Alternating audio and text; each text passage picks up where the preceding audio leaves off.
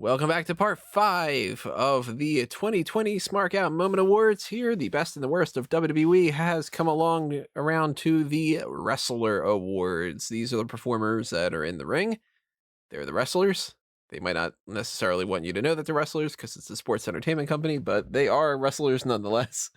So we're going to break all those down here. There's a handy-dandy list on smarkoutmoment.com of everybody that is available in every single one of these categories because I did the effort this year of breaking them down in that fashion. So there's not only a list of all the tag teams, there's a list of everybody that's been on the roster, whether they've been released or not, and you can now check those things out throughout the year. As far as like anybody who's in italics is brand new. Anybody who ends up with a little asterisk and they're in gold moves up to the main roster at some point. I'm glad that I did that. I think it makes it a lot easier to track, and I hope that everybody else finds that a little bit easier for this year and 2021 as well. Let's go ahead and get this started. We've got the best and the worst newcomer.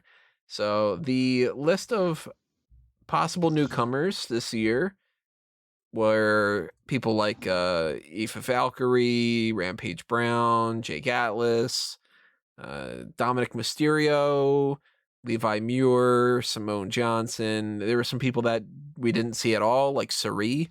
She gets hired and she is overseas and COVID hits. So she, as far as I'm aware, has never even stepped foot over in America yet with the way that things are. So I'm not going to be like, Sari's the worst just because of that. I will say maybe I would go with Simone Johnson being the worst just because if she is here and she's able to do something and all she's done is get injured, then maybe that's, I guess, the worst. But that's kind of mean to just be like, oh, she's the worst. She hasn't done anything. So if I got to pick somebody who's actually done something for worst, the three people that I'm narrowing it down to are Akeem Young, who just hasn't done anything outside of being Carmella's sommelier, but then he did the catch. And I'm like, nope. He wins. He takes himself off the list because he caught Carmella. That he saved himself from that. So it goes down to August Gray or Leon Ruff for me.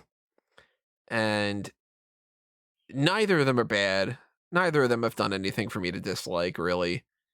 But it's really a matter of, do I go August Gray for somebody who doesn't seem like he really knows exactly what he wants to do? Like, he seems more like a heel that they just positioned as a babyface and it's not working out all that well. Or do I go Leon Ruff because he won the championship and that shouldn't have ever happened? Thinking about leaning a little bit towards Leon Ruff. I'll come around at the end of this, though. How you guys feeling about worsts? I'm wondering whether this one's going to count or not.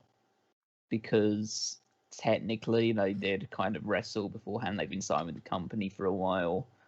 But they did make their televised debut in NXT, so they're not an NXT call-up this year. So I'm going to see if I can get away with saying Indus Sorav and Rinku. If you can get away with it, that's my pick too.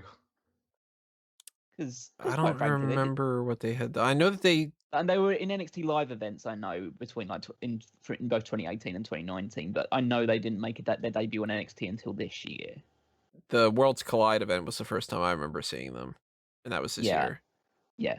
So there's that, and then they made the televised debut this year, and then they were a tag team that wasn't actually particularly that good, and they were managed by Malcolm Bivens, which made no sense whatsoever. And then they got Malcolm Bivens taken off of TV for several more months. That's not right. Yes, they were positioned to fight for the tag titles. Then Pete Dunne couldn't be available. Then they decided, okay, we're just going to drop these guys completely. So in terms of people that debuted on NXT TV and then they just went, yeah, no, then that's kind of it, really. Maybe they'll do better when they launch this NXT India brand or something like that. But as far as the actual NXT show, they're clearly not up to standards of what their tag team division has previously been. So I'll go with Indus. And like I just said, that would also be my pick because they came in and they were lackluster, to say the least. and they quickly got removed. And by the way, they spoiled the Great American Bash, which was just a funny miss. These guys did nothing for me, and even though they might do better in NXT India, can't say I really care to see it. I thought that they were fine in the Worlds Collide, but that's not saying too much because it was a Battle Royal. So Honorable mention to El Gran Gordo, because fuck that. there's a shame that Aaliyah didn't step in the ring. Then they could have given her the worst. Best, there's quite a few options here. I liked some of the. I don't think that this was one of those great years for them signing lots and lots of fantastic talent, but Jake Atlas is fine. You know, Tyler Rust, he's doing pretty well from being somebody who just kind of came out of nowhere in the past few weeks. I don't think that he gets to win, but Dominic Mysterio has done some pretty decent stuff this year. If you count Pat McAfee, if he's signed, I would consider him potentially the winner, but I'm going to treat him as that he's not. Just so I can just be like, well, you know, I gave him the extra character award. If I do that, then it's kind of, I'm doing 50-50, you know? So instead, I'm going to go Karrion Kross as the best. Yeah, Karrion Kross had a great debut year. I mean, yes, he did get injured, but the injury was brief, and it's so clear that they have a load of plans for Karrion Kross, and he is going to get my vote as well, just for the character work. But I do want to give a special nod to Dominic, because he was thrown into a fire because of all of the COVID stuff, and hey, let's just have you wrestle Seth 10 times, and every time it'll be close to the main event, if not the main event. And he did very well. So special nod to Dominic, but my pick is Karrion Kross. I would probably have gone for Karrion Kross if I was in any way impressed by his ring work during his run so far, which I found decidedly lackluster. So, and I had very high expectations for Karrion Kross coming in, and hopefully he does end up fulfilling them, but I don't think that he had a very good... Obviously, he won the NXT Championship, so in kayfabe sense, he had a great year, but other than that, he came in, has a decent entrance, has some pretty boring squash matches, beats Keith Lee, immediately gets injured.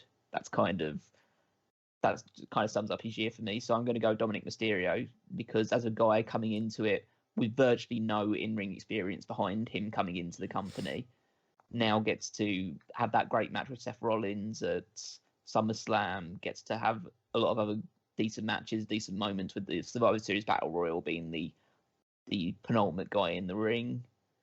I'm hoping that next year it springboards into him and Ray winning the tag team titles at some point, but I think as just a fresh out of nowhere guy with no indie background, so to speak, or anything along those lines, to come in and have as good a year as he did have, then yeah, I'll go Dominic.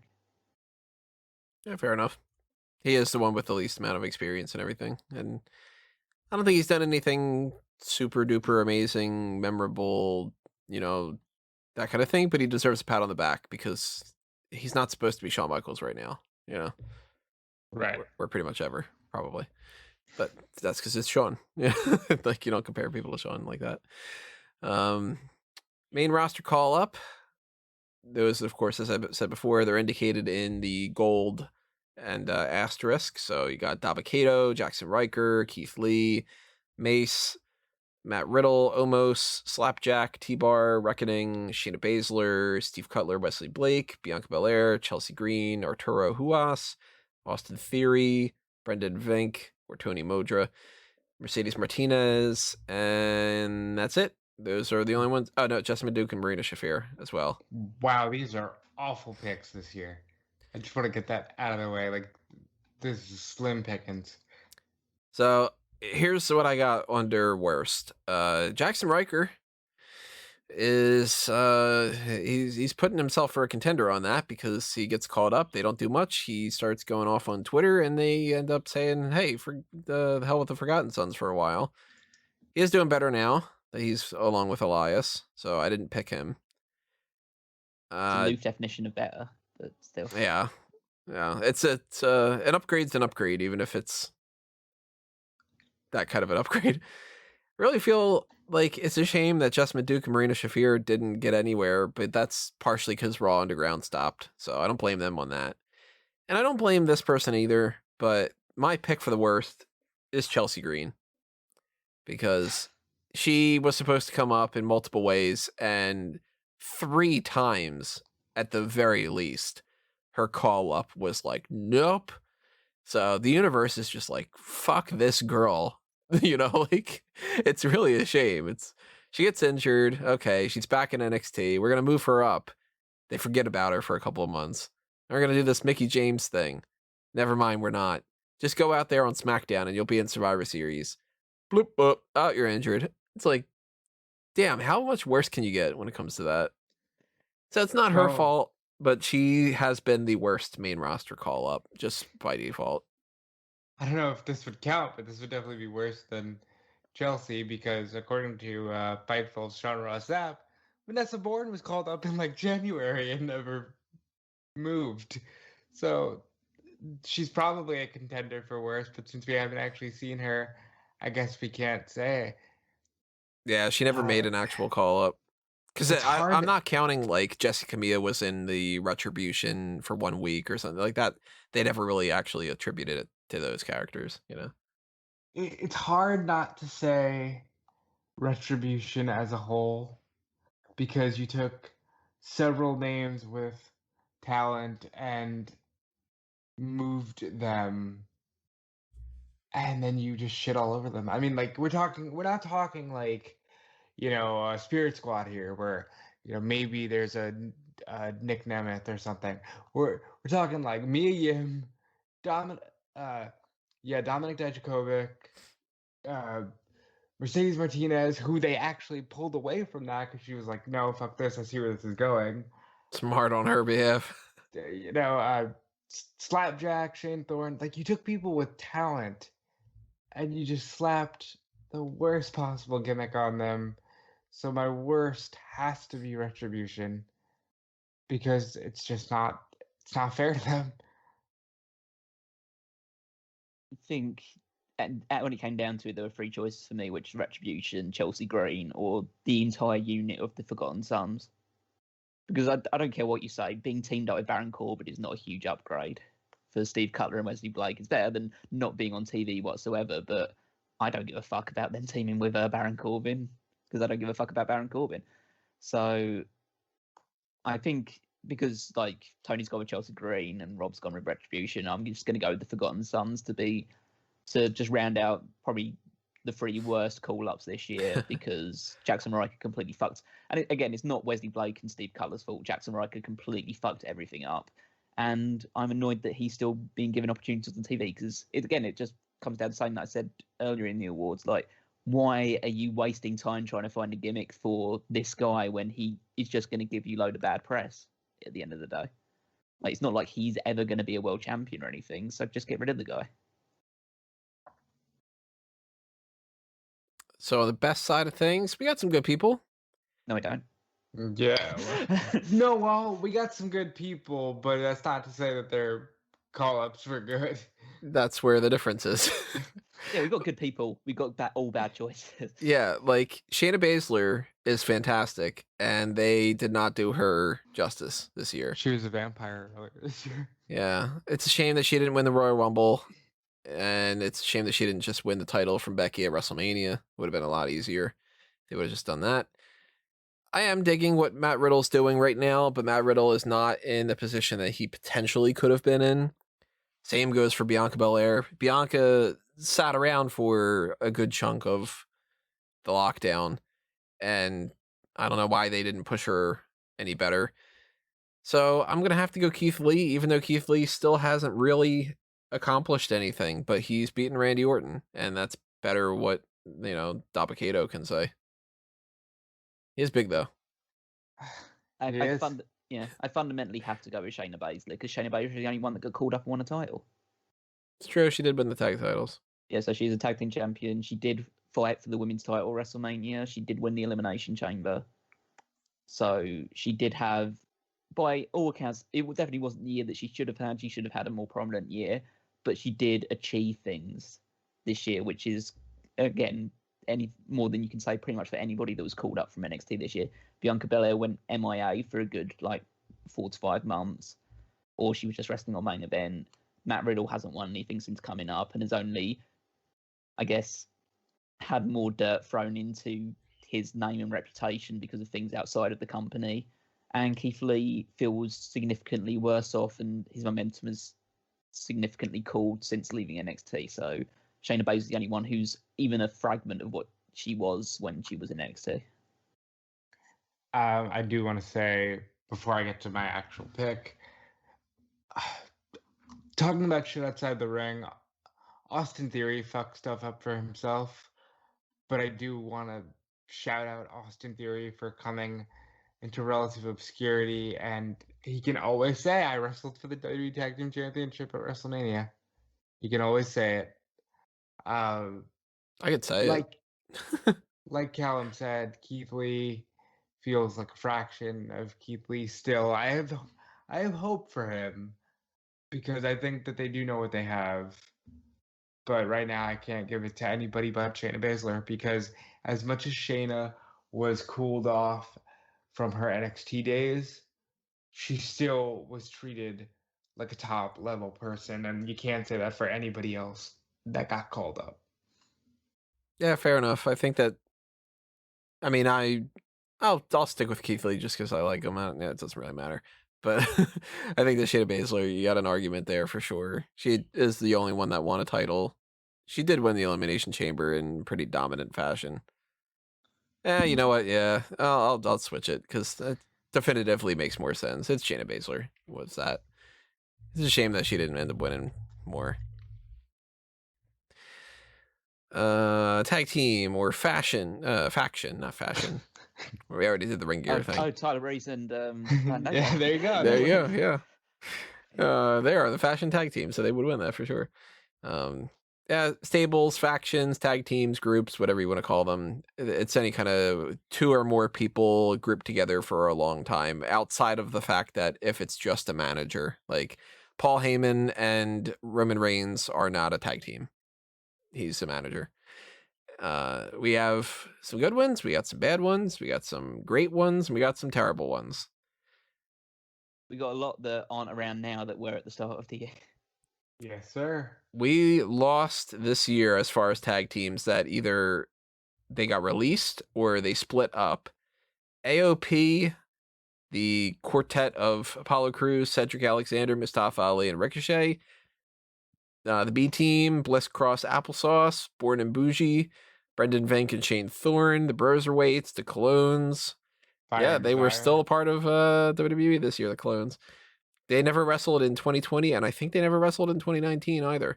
But they were there. Kurt Hawkins and Zack Ryder, Fire and Desire, Forgotten Sons, Golden Role Models, The Greater Good, the Hardy Boys, Heavy Machinery, the Iconics, the Kabuki Warriors, Lana and Natalia, the OC, the Revival, Team Absolute. Most people are like, who the hell is that? That's Mike Kanellis and Tony Nese.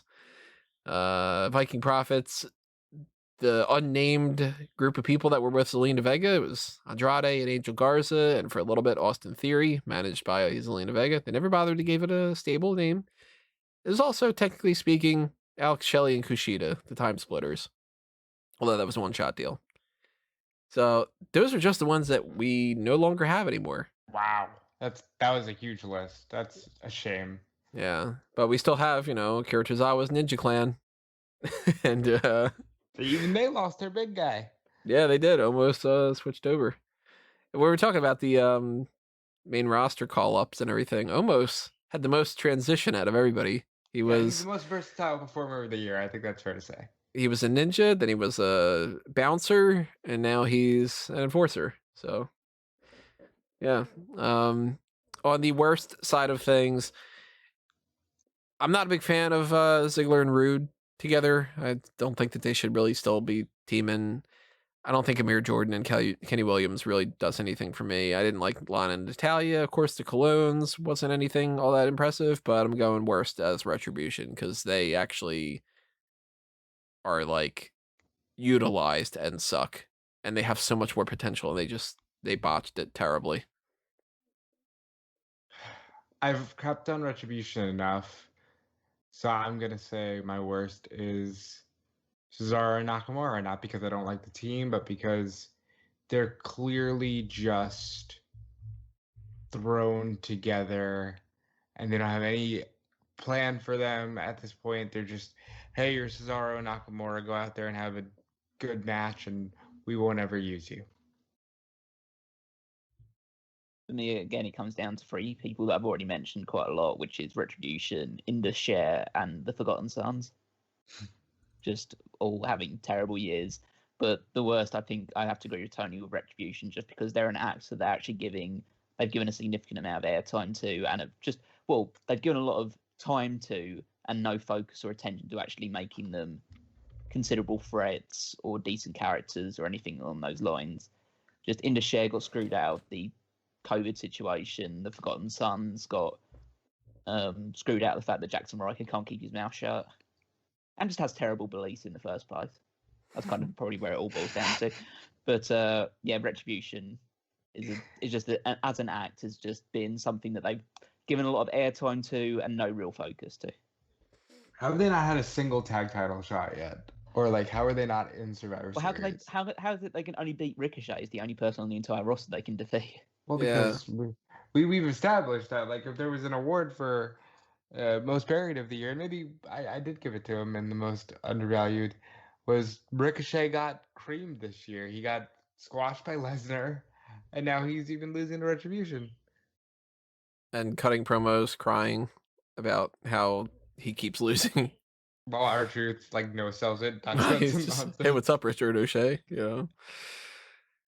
On the best side of things, I liked the random pairing of the Broserweights quite a bit. Street Profits have been doing some great stuff. Undisputed Era is always great. Big fan of the Kings of NXT, but I'm going the Hurt Business. On any other day, if this was the Slammies category and we don't have NXT involved, it's the Hurt Business all day. But the Undisputed Era is the greatest faction in WWE. That's it. Again, coming to three for me: Hurt Business, the Street Profits, or the Golden Role Models. And I'm going for the Golden Role Models because they've absolutely carried WWE for a good 6 to 8 months this year. So, I respect you, Callum. So yeah, Sasha Banks and Bayley. They are the best tag team of this year. Oh, not gonna get into that again. I mean, I would realistically, you should give it to the Street Profits, but at the end of the day, Street Profits did nothing. They didn't do anything. They're just tag champions because they hold the belts. They've done nothing to really. They've had some good matches, but they've done nothing to really. There's not one memorable feud they've had, except obviously their memorable feud with Andrade and Angel Garza, which is only memorable because it went on forever. Right. So yeah, so the Street Profits are in that situation. It's probably similar to how Tony feels about Bayley, which is somebody who's just holding the title for a really long time and not actually doing anything with it. Yeah, it's a shame because they're great, but they're not giving them anything to work with. I just thought of them going, the Street Profits are up and we hold the belts. That's really, Callum's right. That's all they did this year. They had a decathlon for like 3 months with the Viking Raiders, and then they had a tentacle monster. I'm a big fan of Legado del Fantasma. If they do more with them. They don't do anything either. They're not like giving them tag title shots or anything though, so it's kind of like, oh, they're great as like supporting characters for Santos Escobar, but you can't. Santos Escobar doesn't do anything either. They're really like they're sleeping on them. That's the thing. Yeah. Oh yeah, absolutely. It's just a case of, I know they can't really do tag team title shots with them at the moment because you've got a heel tag team on top at the moment with, again, probably an honourable mention for I'm just happy that Lorcan and Birch finally got the tag team titles this year because they've always been just like the foundation of the division, like a team that any team that's coming up can just be on their way there. So it's nice that they got the titles. But I feel like with like Carlos Del Fantasma, I mean, how long has Kurt Stallion been #1 contender for the Cruiserweight title, and he's never even appeared on NXT? Just like At like least since early November. yeah, so just I don't. If you're not going to pay attention to, I completely agree. They're great characters, but then if you don't actually show these great characters, then there's not really much worth. They're not really that much worth to you anyway. Right. In that same regard, I would love to say that I love the pairing of Dakota Kai and Raquel Gonzalez, but that pairing has quickly morphed into, all right, Dakota takes the loss and we're building Raquel. I wish they would put the tag team titles more towards NXT sometimes, because then you can do more things. There's a lot of good teams on this roster, but they're not being utilized. And also, because I'm sure everybody forgot about it, shout out to the 4 teams that competed in the ladder match this year at NXT UK Takeover Blackpool 2. That was a fun match. It was Gallus, Um, Imperium, South Wales Subculture, and Zach Gibson and Grizzled Young Vets. Yeah. yeah, that was a young vets, yeah. great match. It's weird that they're like kind of supposed to be baby faces now. They just don't have any. They don't really have any babyface tag teams in NXT right now. Listen, I don't care if it leads to the next takeover having a match with Lorcan and Birch and Grizzly Young Vets. Don't get to my veins. I think it's funny that we've gotten, as far as like teams that I'm surprised about for this year, Sexy Muscle Friends. I didn't think that would really work out all that well, and yeah, it's not fantastic, but it's better than I thought they would be. Yeah. Also, while we're talking about tag teams, fuck them for splitting up the Iconics and then putting Peyton Royce in a tag team, and then Lacey Evans, Billy Kay in a tag team. Yeah. I still don't have her down as an official tag team, but I really probably should. Don't do it. Because they just keep doing it. So let me add her down in there while I'm thinking about it. Peyton Royce and Lacey Evans. Oh, I should probably not put Peyton Royce and Lacey Evans. That's not alphabetical order. So where are we on here? They're right underneath the Kings of NXT, Lacey Evans and Peyton Royce. It's a shame. Really, just why bother? Why take somebody who is perfectly great in a tag team, another person who's perfectly great in a tag team, be like, you guys are great in tag team roles. We're going to split you up and then do nothing with you and put you in tag teams that you're not with any kind of chemistry about. They'll come back around. They'll end up reteaming them later on this year, I think. Let's see what we got here. We're moving on to the best and the worst heel of the year. So it's good to be the bad guy or the bad girl, depending on who you want to pick. The worst that I got a couple. Stop me if it's your pick. Tucker Knight. Potential. There's a potential one for me. Not a fan of Lacey Evans this year. That's on my list. She did nothing. I'm going to go Slapjack. Not just Retribution in general. Nah, because he's the worst out of the Retribution ones, because his name's Slapjack. That's his name.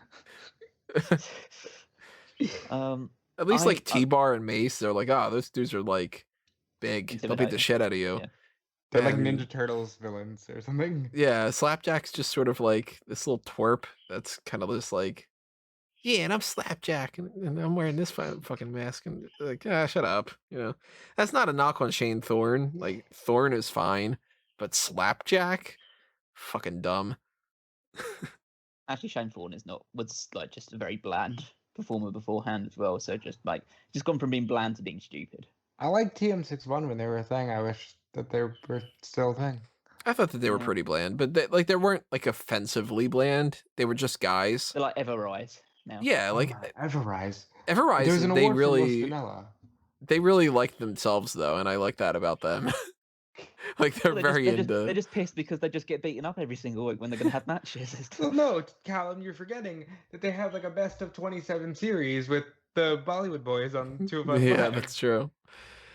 But yeah, I mean, the Slapjack thing's just like, not that getting rid of Slapjack would help the problems with Retribution, but I think Slapjack is the one that you can really point towards as like, let's point and laugh at this group. Honorable mention, Bailey. You're awful. I knew that would get a rise. In terms of the worst one, I had both Retribution and Tucker Knight down as well, just because Tucker is in such a terrible situation right now. The part of me wants to go with, I think I'm actually going to go with Chad Gable. Because I'm so annoyed. Why do they keep making this guy heel? I just, like, he's comes across such a natural babyface, someone like who's really good in the ring, really dynamic, small and underdog, was doing that great stuff with like King Corbin over the King of the Ring title last year. And then because they just don't know what to do with this guy, like an Olympian who's one of the best technical wrestlers they have in the entire roster, just like, okay, let's have him work with King Corbin, but not actually work with King Corbin, but he seems to be heel, but he's not actually heel.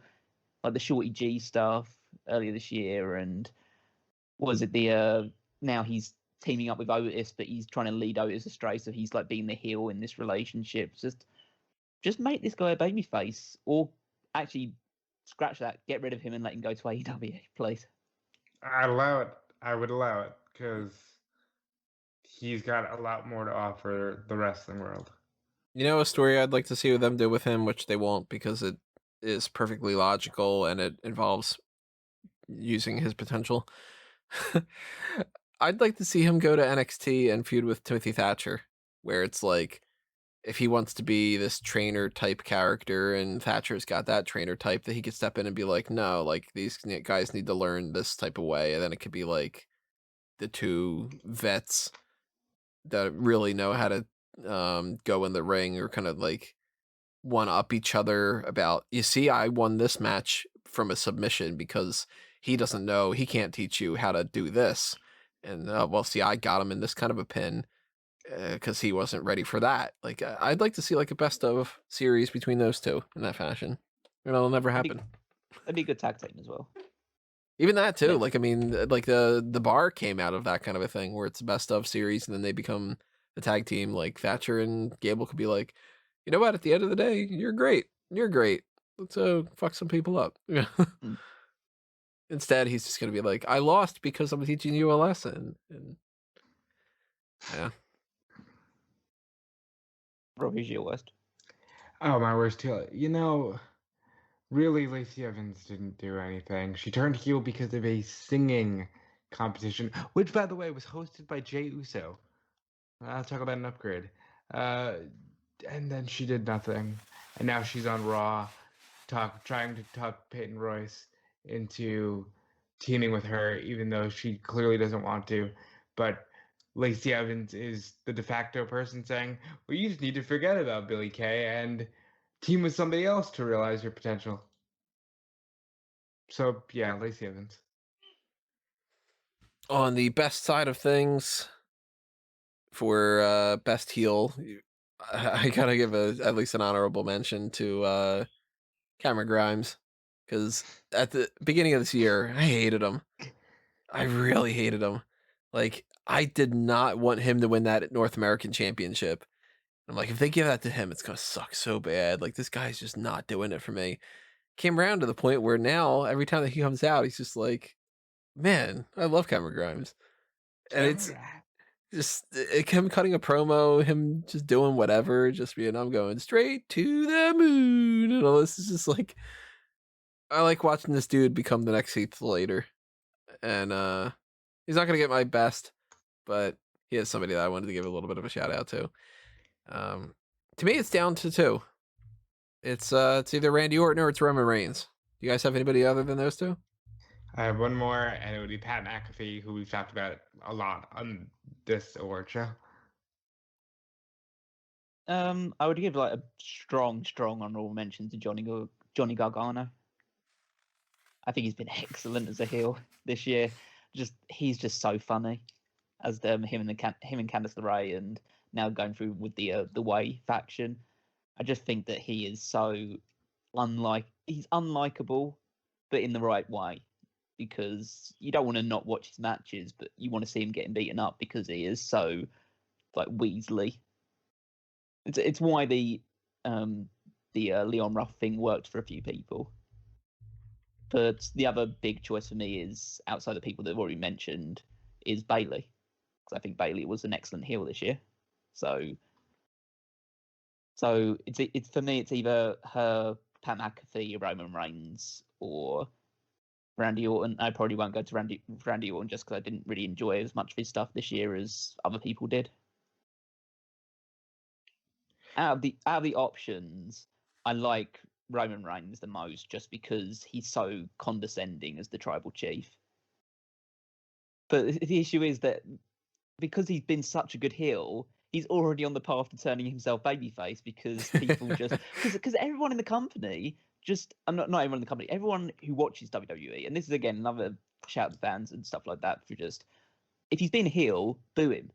And obviously there's no crowd at the moment, but as soon as like crowds are allowed in, he's going to get cheered immediately. So I don't know whether I can give him best heel, because he's going to get cheered by people because he's doing such good stuff at the moment.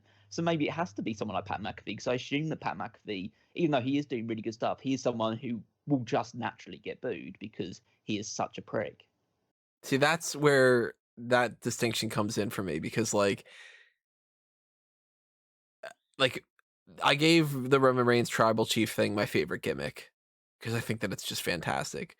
But it is hard to boo him, because it's like, this fucker's right. Like, I have a running thing where characters that are like the assholes that can back up their stuff, I tend to like in most like stories. Like, we just watched Wonder Woman 1984, and very early on in the movie, I'm telling Caroline, I'm like, Maxwell Lord, best character. It's like, he's a horrible, terrible person. And, that's just how it works, So I would totally cheer for a Roman Reigns tribal chief, because he comes out and he's like, I'm the one putting the food on the table. I'm going to kick your ass. And then he does it. And you're like, yeah, he is the one putting on the food on the table. All right, this guy's got it.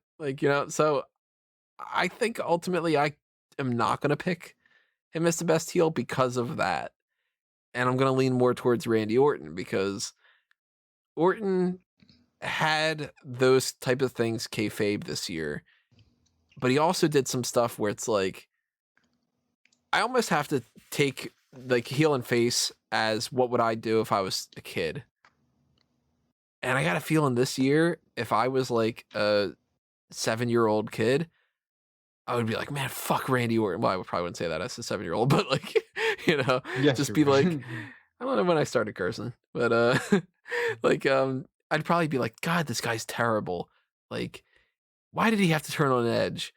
And why is he punning all these people? And he's taking out, Christian and Ric Flair and Big Show and Shawn Michaels. And I loved what he did with Garza and Andrade, where he was teaming with them for like a week or so. And he was just kind of shitting on them in a way, but like in a good way, as just being like, I'm this veteran heel who's going to tell you to get your head out of your ass and everything. Yeah, I'm going to go Randy Orton. Pat McAfee's fantastic and everything, but longevity and quantity plus quality. I'd give it to Roman because the tribal chief stuff was so great. If he had been around doing it a little longer, I loved Bayley this year. Bayley had a phenomenal heel run this year. She really found herself. Pat McAfee, best promo in the industry possibly. Randy Orton was a fucking evil son of a bitch all year. He took out Edge. He kicked. He RKO'd Beth Phoenix. He took out Matt Hardy. He lit a guy on fire as of 7 days ago. True. Like, this shit is awesome. Randy Orton had a great run this year, and it was fantastic. He lights somebody on fire, and it's just like, and then there's other people like, oh, is he a babyface? Is he not? Whatever, that kind of thing. Well, on the babyface side of things, who's the best fan favorites, the heroes, the good guys, that kind of thing. On the worst spectrum, you're gonna like this, Callum. One of the worst that I have written down is Dexter Lumis. Yeah, of course you have to.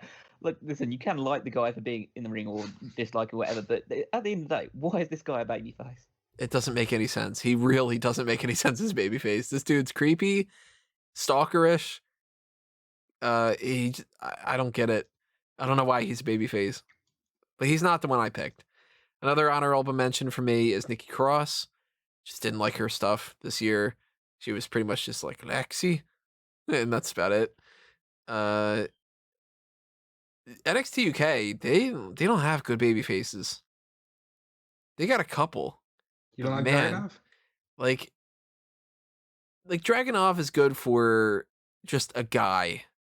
They don't have like good enough characters for me to get into and actually like support the baby faces. Like, really, what is Massive Dave Mastiff all about other than being massive? I can't tell you anything about his character. I can't tell you anything about Ashton Smith or any of them, really. Like, Tyler Bate was only around for a little bit. He's just the guy that won the title before. So I'm not digging the baby faces over on NXT UK. A lot of failures in the babyface department this year. They were very heavy on heels this year. And the baby faces that were there all across the board were pretty much failures. Like, look at Ember Moon in NXT. She comes in and it's like, oh, I'm in NXT now, whatever, and you're not going to fuck all. Rhea Ripley, like, you're not a bad baby face as far as like being cheered and everything, but like they didn't like baby faces this year. So They don't like babyfaces any year. nah, but this year in particular, they seemed to want people to be tweenerish at the most, like a Finn Balor type. Like, They had the Hurt Business feuding with Retribution right, at one point. they had the heel versus heel thing, and it's like the Hurt Business become baby faces out of that, and then right afterward, they're like, no, remember everybody, these guys are heels because heels are cooler. So the two that I'm really narrowing it down to, and I'm not sure who I'm going to pick with yet, are Tamina and Mojo Raleigh. Tamina really just, it's the same thing every year. She's just not good with I'm gonna these stop you right roles. there. Tamina is my pick. They really spent a month on her having a singles championship match, and Right. it's just, I'm sorry, like Tamina, you're probably a great person, love you, but no. She doesn't It's work as a awful. babyface at all. She's better as, it's a A shame too, heater. because it's like, she's not, you can't even say, well, she's better as like a monster heel because she loses all the time. So She only had one effective role, and it's been as a heater for Team Bad or AJ or Vicky or whatever. yeah, it's a shame. If they would have given her some kind of credibility, she's like the only woman outside of Dana Brooke that's been on this roster long enough that it's crazy that she's never won the championship and never will. Yeah, but she won the 24/7 title, so she got something. Did you win that this year? That was last year at Hell in a Cell. Who's your pick, Callum? Dexter Lumis is obviously high up there. You can't obviously ignore Humberto Carrillo. No, I've tried. As just as like, at least he hasn't been on TV recently, so I kind of don't feel like I can give it to him just because. But again, it's just a very just bland character. Part of me wants to give it to Braun Strowman because Strowman sucked this year. Is like, there's no, I can't get away from the fact that he's very, like, he was so like ineffective as a babyface this year. They turned him heel during his world title run and turned the Fiend babyface against him. That's how bad he was doing as the top babyface of the company of his show. But it has to be Velveteen Dream for me. Was he babyface this year? He was babyface going against Adam Cole for the NXT title. Oh, that's right. That is like as miscast as you can potentially put somebody in a babyface position. Just like, okay, this guy comes back because he was taken out by Roderick Strong and taken out by the Undisputed Era in the previous year. But in the time that's happened between then, a lot of things changed for the Velveteen Dream in terms of his perception. And so him coming in as a babyface against Cole was just all the wrong motif, really, for it. It's just, and he was worse in the ring. the fact there was no crowd meant that there was really nothing for him to play off of, and it really exposed his lack of ability, his lack of polish in the ring. So yeah, I think Velveteen Dream was the worst babyface this year. And I said Tamina. Yeah, I think I'm going to go Tamina too, because Mojo Rawley, he did suck as a babyface, but it was shorter than Tamina's. And ultimately, if the Gronkowski things could have worked out, maybe Mojo Rawley wouldn't have been as bad. But on the best side of things, shout out to Drake Maverick. I'm not giving it to him, but what a great person to be able to cheer for this year, you know?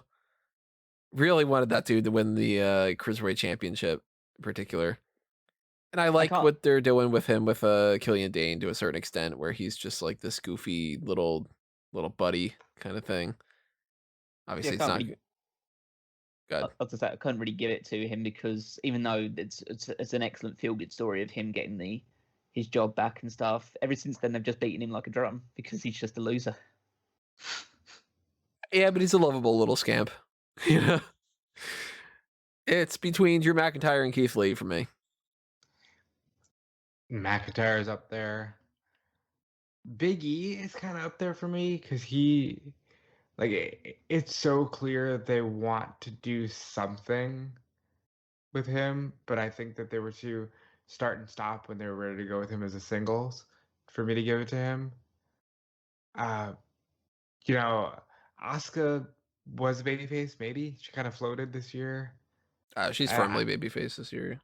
But she was just floating around and not doing stuff every now and again. I'm going to give it to Drew McIntyre because last year, before he started doing the 3-2-1 Claymore stuff on Raw, building up to the Rumble, I was like, fuck, they're going to fumble the ball with this guy again.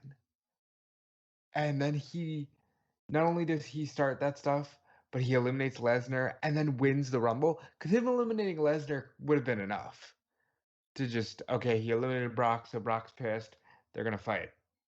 And then he wins the Rumble and just beats Lesnar and then has a great title reign by WWE standards. I got to go Drew McIntyre. Yeah, the ones that stood out to me, obviously Drake Maverick, but I wouldn't give it to him just because he doesn't win enough. Keith Lee was obviously done well. Damian Priest came into his own as a babyface this year. Is like a very cool. It was more like an anti-hero, but he was clearly on the babyface side of things. Yeah, once he wrestled Finn Balor, he switched over to babyface for sure. I think until they overexposed him, I could have easily given this to Otis this year. I agree. That's true. He would have been in the mix. But then they gave him the Money in the Bank, and they essentially, well, as soon as you give anyone the Money in the Bank now, it seems, especially nowadays, you just lose all faith in the guy. But the two choices for me were either Ilya Dragunov, just because, and again, I didn't watch NXT UK religiously, but especially just from that one match with Walter, this guy is as gutsy as it comes. And it feels like a guy that I could really, really get behind if I was just watching NXT UK regularly. But it has to be Drew McIntyre. Drew was just babyface from the Royal Rumble onwards and was, protected and won tons of matches. It's everything you want from a top babyface in your company. So, yeah, Drew McIntyre for me. And not only that, he seems like he really, really took pride in being WWE champion during the pandemic and trying to, connect the audience still. So I really appreciate Drew McIntyre.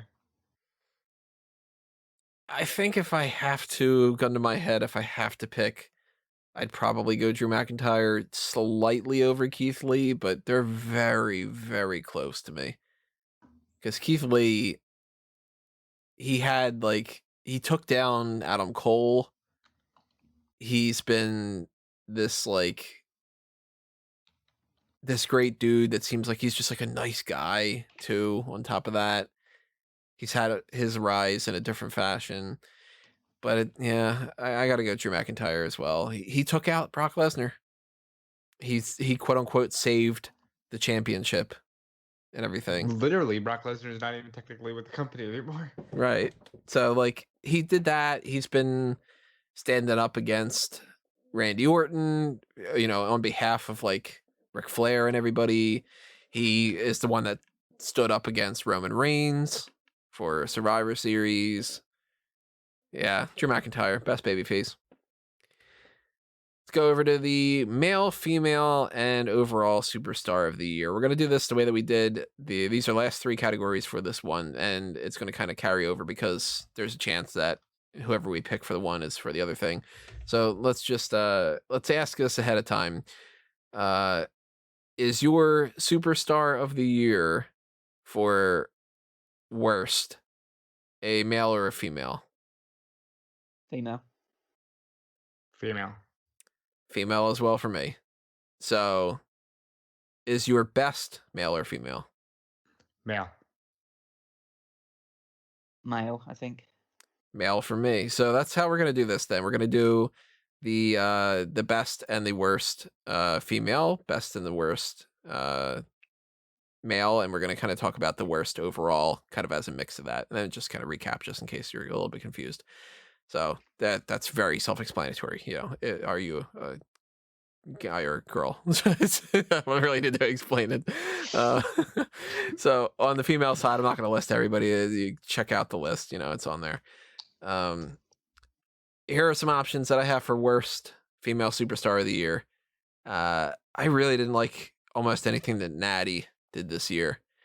She's not going to win the worst, which is like, it's good that you're not winning an award when it comes to the worst, but she's the best all the time, Tony. The boat. Lana's up there. It's real there. Here's the 4. Let's see if you got any other options. Lana, Tamina, Chelsea Green, and Nia Jax. Ding, ding, ding.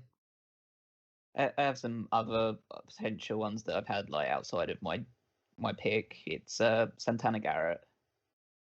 I think by the standards that she set in previous years, and just in a kayfabe sense, you have to include Mickie James in this. She had a shit couple of weeks there. Yeah, and she's basically been completely AWOL for most of the year as well. So to the point where they're counting her as a legend for Raw in 2 weeks. Yeah, so I'd add those to it as well. I'd also add, and again, it may be a bit early to give this one, but Indy Hartwell as well. She's just not good in the ring at the moment. You don't support indie wrestling? No, so those are the ones that I'd point out to. But I think we're pretty set on who we're giving it worst to. It's gonna be Nia Jax. I don't want to belabor this point, right? Like, see, I don't know. I don't know though. Like Tony, I know we crap on Tamina a lot, but come on, Tamina is harmless. No, see, Nia Jax isn't. Out of the 4, this is how I'd kind of rank it. I feel bad giving it to Chelsea. She had a shit match. She's only wrestled a couple matches this year, and her matches haven't been great, and she's been injured and whatever. But I feel bad because it's like some of this isn't really her fault. Tamina is always on that low end of the spectrum. She's never really wrestling well. Her character sucks. But it's Lana and Nia, and to me, part of me goes, maybe Lana's worse because Lana had the whole stupid love story. And I don't want to let that go. Nia, if we're talking the ring work, that's why we gave her the worst ring work. She's really bad when it comes to injuring people. But I do like her character better than what's happened a lot with Lana this year. Honestly, I think the fact that by the end of the year they've put them together is one of the worst things that could happen. But at the end of the day, I'm not gonna say that anything Lana's done was super offensive. Yes, the wedding was bad, but Nia Jax has come back and hurt people. She hurt Kyrie. I don't feel like we can forgive this. This is a woman who has been in WrestleMania title matches dating back 4 years at this point. Like, she should be better. I can't say anybody but Nia. Yeah, I have to just echo their sentiments. Nia Jax is reckless, She is incredibly slow. She has 2 legs that don't function properly anymore. So she really shouldn't be wrestling in general at this point. She can't sell. If she doesn't sell in her tag matches anymore, which means that Shayna Baszler had to take the bulk of the offense, which is wrong because Shayna Baszler has so much more potential and ability than Nia Jax does. Nia doesn't cut good promos. I don't think she does have a good character. Her character is that she's big and she's scary. That's not a character. It's just what she looks like. I just don't think that Nia Jax adds anything to the company. In fact, she takes it away because she hurts people. And she's going to keep doing that because essentially the more that you sustain with her in a top position, the more she feels like she's untouchable. And the more untouchable she feels, the more likely she's just going to do things her way, which is not really playing it super safely. And just the other wrestlers have to just get in the ring and hope that they walk out of it the same way they did as they walked in. And for that reason, at least with Lana, I can feel signs of progression going forward. Whether you're looking forward to what she does as a babyface or anything going forward, at least I feel like she's trying to improve constantly. With Nia Jax, I feel like she is so complacent and she is so set with where she is right now. And she's complacent in a state where she is completely the worst wrestler on that roster, I believe. And that is just so unbelievably offensive to me. So Nia Jax is the worst, and she might be the worst for as long as she's part of this roster.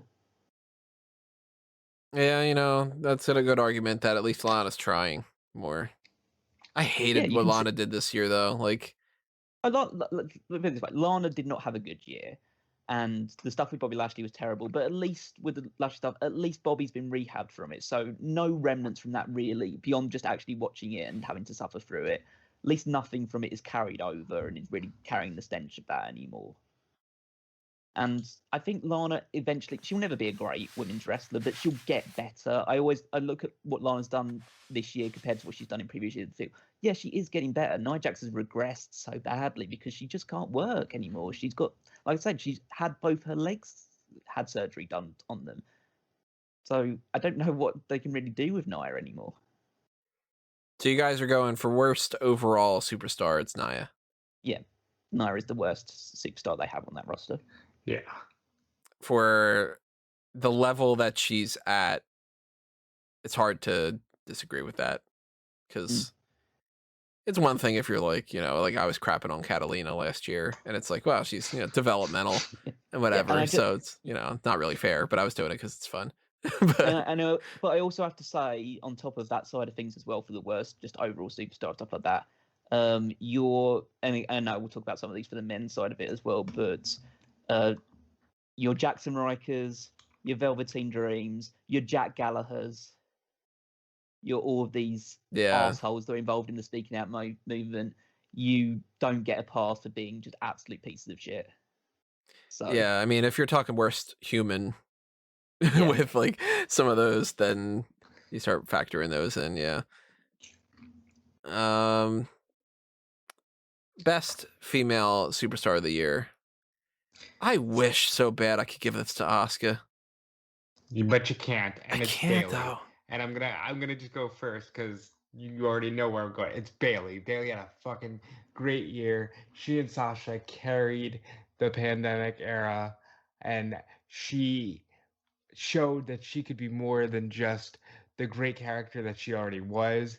And let me tell you something, at the beginning of this year, she was in danger of just being bland and sucky, and she kicked it up into a new year. She had all of the good moments this year on SmackDown were almost all exclusively Bayley before the Tribal Chief.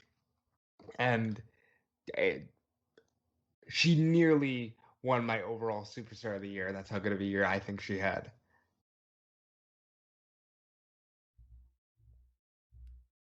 That's it. Yeah. Bayley is obviously a huge choice for this one. I'm in a similar boat to Tony that I wish I could give it to Asuka as well.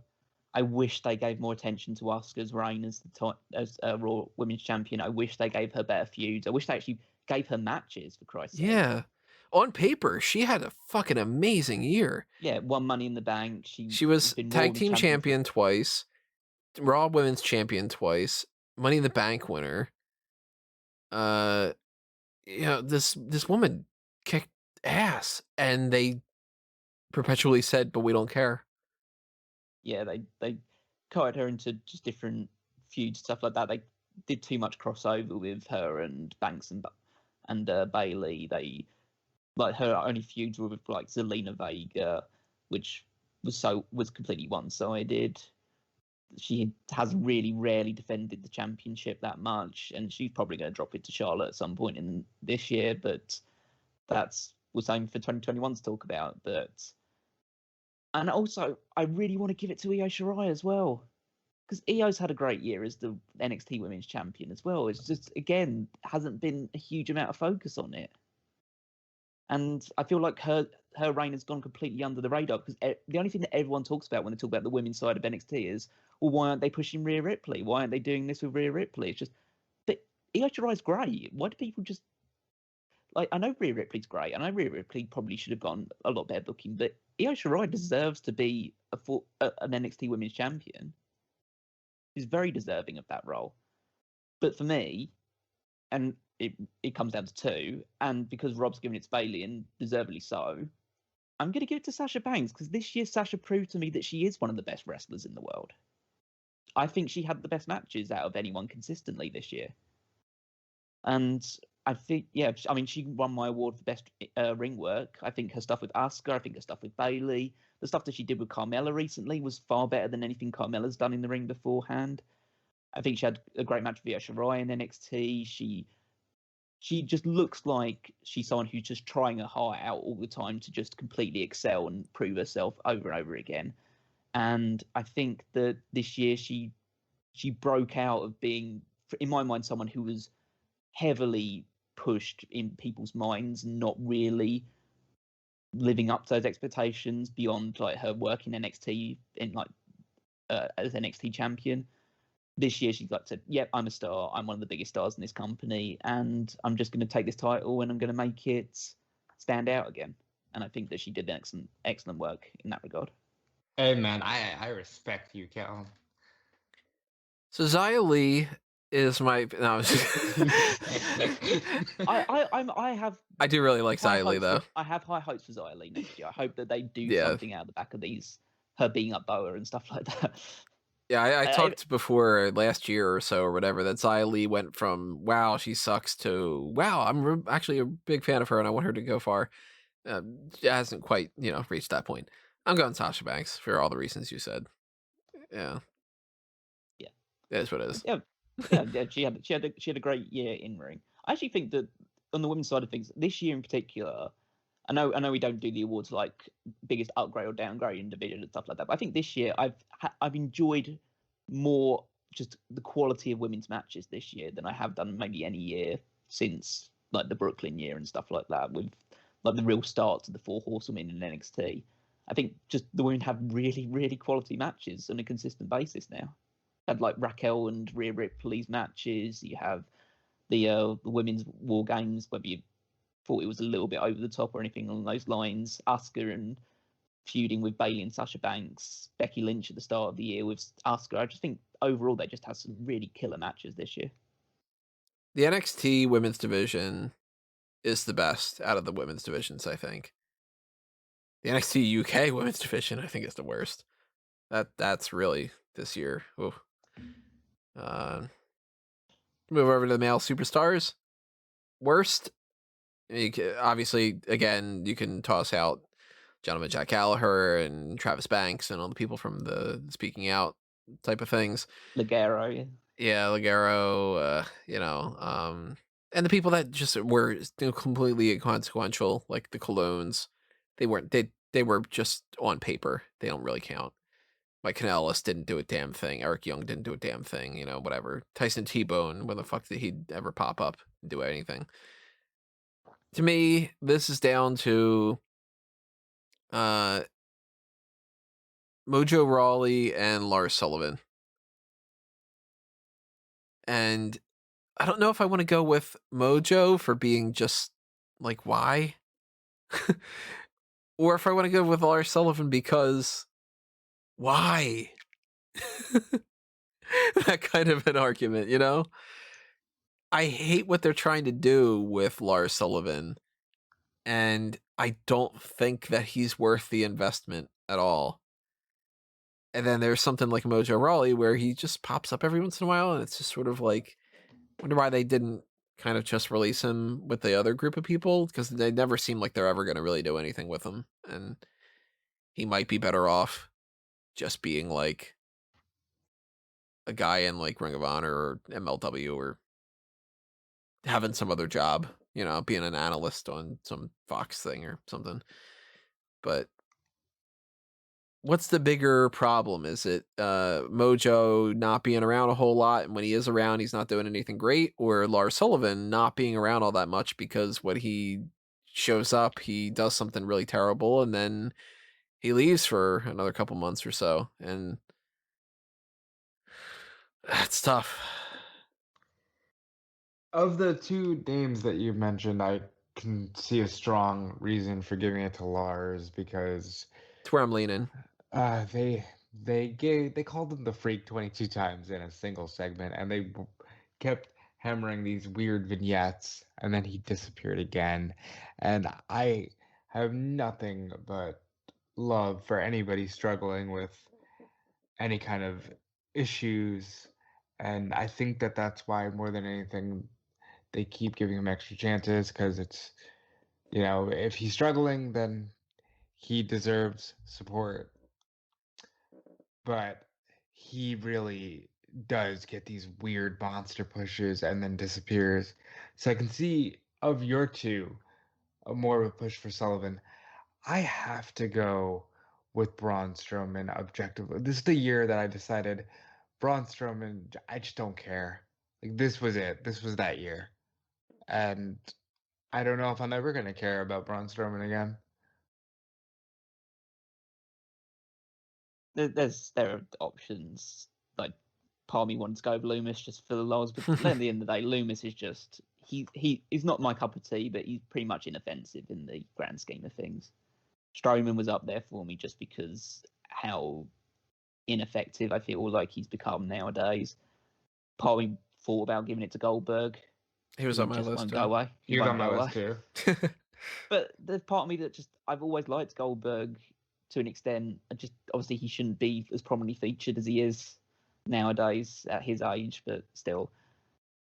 Tucker, obviously, because that's just depressing. And just from a kayfabe sense, you almost have to include Ricochet almost in this as well. But it's like just because, but that would be strictly kayfabe, and he definitely doesn't deserve to get an award for worst. For me, I'm just have to go with Velveteen Dream with this one. I just feel it's pretty depressing to just watch a guy that you know has peaked already in his WWE career because he's never going to be as over as he was a couple of years ago. And and it's just a guy who you just feel like for some reason is getting a paycheck from a company that know they can never do anything with this guy because there's always going to be a segment of that audience that is never ever going to forget, whether it's true or it's false or anything along those lines. And I know again, this all like conjecture and it's all just a lot of speculation at this point, but it's gone too far to an extent where he would need to disappear for a good long while, and even that may not just wash away all of that that's on him at the moment, rightly or wrongly. But yeah, and I just think his ring work completely declined in an atmosphere where he was so dependent on the crowd support this year, exposed him so unbelievably badly. And yeah, I just don't think that he's. When we used to talk about like 2 years ago, this guy's going to be a future world champion, he's going to be a future WrestleMania main eventer. There is no hope in hell that he's ever going to reach that level. I believe he was Tony's one to watch this year. He was. He was one of my first picks when we did that big draft thing. Like we all saw it in Velveteen Dream, but he's just one of those guys that got in his own way. Yeah. And so he tied his shoelaces and then tripped. Yeah. So I don't feel bad. Like in the same way, like I would feel bad almost giving it to someone like Tucker just because he's just been given like a shit situation about not being like having his tag team partner taken away and then them having nothing for him after that. Whereas Velveteen Dream, I don't feel bad about doing it because he's done it all to himself. That's where I'm thinking that maybe I won't go with Lars Sullivan. Because not that I feel bad when it comes to Lars Sullivan, because he is welcoming these things on his own.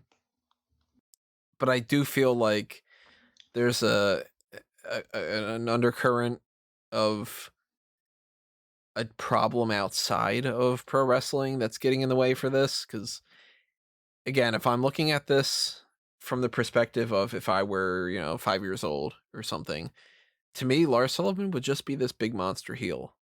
And I wouldn't know about the backstage stuff. And when he would pop up and he would beat the shit out of people, it would be like, oh, wow, this guy's like this real tough dude and he's mean. Back when I was watching wrestling when I was a kid, I didn't know that, like, say, Jimmy Snuka was involved in the situation where with his girlfriend or everything. Or I didn't know I was a big fan of X-Pac, 1-2-3 Kid. Never had any idea that he's shitting someone's sandwich, so it's hard to judge that kind of stuff. And if I'm looking at it in that fashion, Mojo Rawley is not great in the ring. He doesn't have a character that makes any sense. He doesn't work as a heel because I don't care enough to boo him. He doesn't work as a babyface because I don't like him enough to cheer him. He's not around a whole lot, and when he is around, he doesn't do anything that's valuable. So I think I'm going to have to go Mojo Rawley being the worst. And for that matter, since that's the worst of whatever, that means that I'm going to make Mojo Rawley the secondary worst superstar of the year because we're going Nia Jax with that. Yeah. Best. Had some good stuff from Randy Orton this year, some good stuff from Adam Cole, again, Keith Lee. I'm going Drew McIntyre for all the reasons we've talked about ad nauseum. And you already know that it was Randy's year. And I think for a guy who, when you look around and a lot of his generation is already long gone, Randy Orton still being able to step up and do captivating segments and promos, maybe not so much on the match perspective, but just his character work this year proved why he is still one of the top names in the industry, and it's Randy for me. So it'll be pretty obvious who my pick is, but just as an under the radar one, I think AJ Styles had a very good year this year. He had the final match of The Undertaker this year, or at least the final one so far. And he was Intercontinental Champion for an extended period. He fought for the WWE Championship right at the end of the year. Like, he was just a very good, stable hand to have this year. And if you only look at the second half of 2020, you probably would say it's Roman. And Roman will probably be the top guy in 2021, just if this trend continues at the very least.